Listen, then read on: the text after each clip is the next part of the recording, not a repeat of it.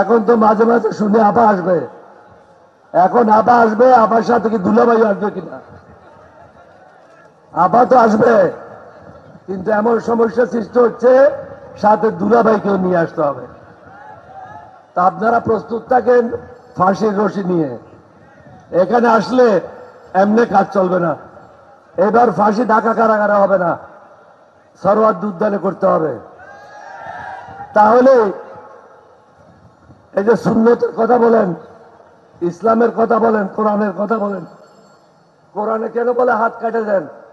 কারণ হাত কাটা দেখলে মানুষ মনে করবে এ চোর, অপরাধী, বাকি লোকেরা আর চুরি করবে না, অপরাধ করবে না।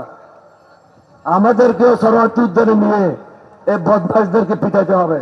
আপনি জনগণের প্রধানমন্ত্রী হন, বিএনপির প্রধানমন্ত্রী না।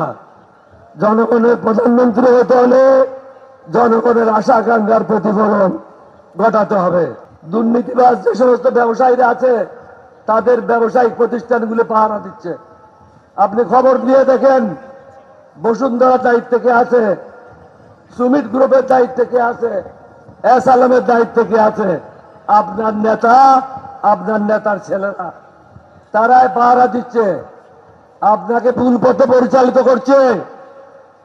আপনি যেহেতু বাইরে ছিলেন, বাস্তবের সাথে আপনি এখনো পরিচিত হতে পারেন নাই।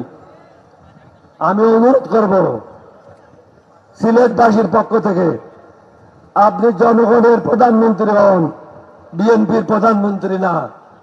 জনগণের প্রধানমন্ত্রী হতে হলে জনগণের আশা আকাঙ্ক্ষার প্রতিফলন ঘটাতে হবে। আমরা চাই জনগণের আশা আকাঙ্ক্ষার প্রতিফলন হোক, অন্যথায় আমাদের সম্মুখে অন্য কোনো রাস্তা খোলা থাকবে না।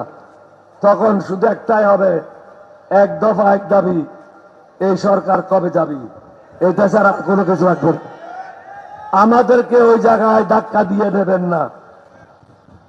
মেহরবানি করে জনগণের আশা আকাঙ্ক্ষার প্রতিফলন ঘটে যত দ্রুত সম্ভব আপনার কাজগুলি কন্ট্রাক্টবিহীন করেন এবং সংস্কারগুলি সুন্দরভাবে সংসদের মাধ্যমে পাশ করে দেন। তাহলে দেশে শান্তি ফিরে আসবে। শফিকুর রহমান সাহেব আর নাহিদ, অন্যান্য যারা আছে, তারা সবসময় তো একটা কথাই বলছে, আমরা সরকারকে সাহায্য করতে চাই।